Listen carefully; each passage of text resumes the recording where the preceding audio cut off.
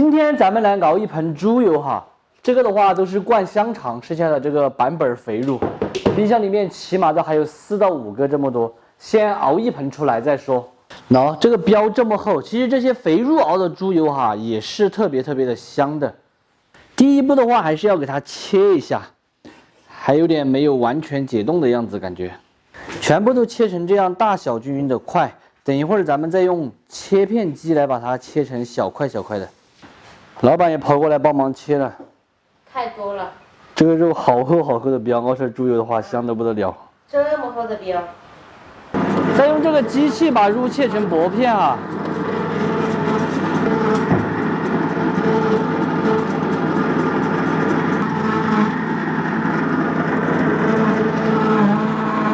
这一盆的话可能有70、80斤哈，全部切好过后加水。先给它焯一水再来熬，熬到猪油会更白，并且没有血泡。全部都焯开过后啊，用漏瓢先给它漏出来控水。咱们这个锅的话，它是无涂层的不锈钢锅哈，不是铁锅，所以说容易粘锅，要少一点的熬。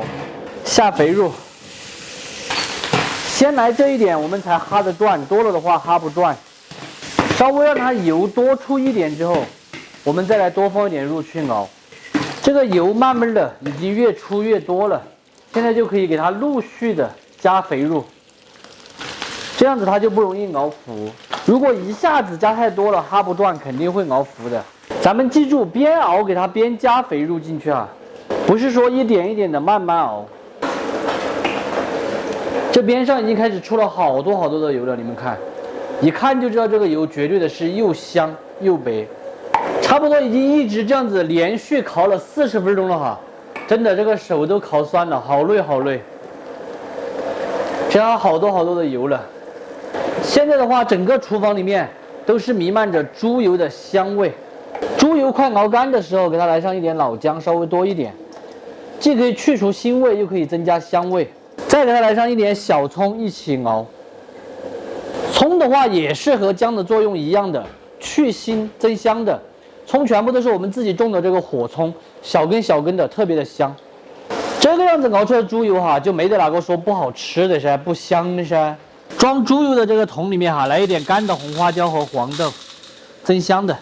肥肉的话全部熬来这样铺起来了，并且姜葱也熬干了，就算差不多了。如果再熬下去的话，这个猪油到时候它就不白了，就会有点黄。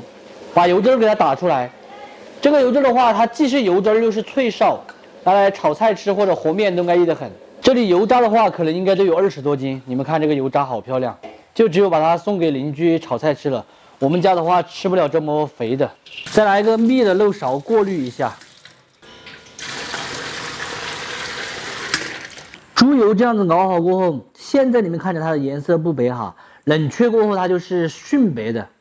完全冷却过后，我就给你们抽成这样子的真空，1斤1包，1斤1包，安逸得很哈。这个猪油哈，平时咱们煮鱼呀、吃面这些是必备的，尤其是炖鱼，放一点混合油，炖出来口感又好。像我这样子熬的猪油，又白又香，哪里不安逸嘛？想吃猪油的朋友哈，找我。